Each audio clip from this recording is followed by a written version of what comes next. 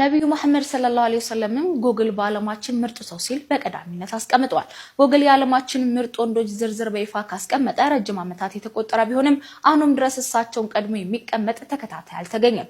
ነብዩ መሐመድ ሰለላሁ ዐለይሂ ወሰለም በቀዳሚነት ካስቀመጠባቸው ምክንያቶች መካከል በዓለም ላይ በተጽዕኖ ፈጣሪነታቸው ቀዳሚ በመሆናቸው፣ ባላቸው መልካም ባህሪና በእስልምና እምነት የመጨረሻው ነብይ መሆናቸው፣ ጥሩ የእምነት መሪና በታሪካቸው መልካም የፖለቲካ መሪ በመሆናቸውና መሰል በጎ ምግባራቸውን ጠቅሶ ነው። በፈረንጆቹ አቆጣጠር በ1978 የክርስትና እምነት ተመራማሪው ሚካኤል በጻፈው ዘ 100 በተሰኘ መጽሐፍ የዓለማችን ተጽዕኖ ፈጣሪ ሰዎች ሲያስቀምጥ በቀዳሚነት መልእክተኛ መሐመድ ሰለላሁ ዐለይሂ ወሰለምን ማስቀመጣቸው ይገለጻል። በእስልምና እምነት ተከታዮች ብቻ ሳይሆን በሌላውም እምነት ተከታዮች ዘንድ ባላቸውና በተሰጣቸው በጎ ስም እንዲሁም ተጽዕኖ ፈጣሪነት እንዳስቀመጣቸው አብራርቷል። የታሪክ መዛግብት እንደሚያሳዩት በአረቦች ዘንድ በተፈጠረው ህብረት ቁርአንን በመቀበልና ለአማኞች በማስተላለፍና እኩልነትን ለሰው ልጆች በማምጣት እንዲሁም በርካታ ስራዎቻቸውን በብዙሃን ልብ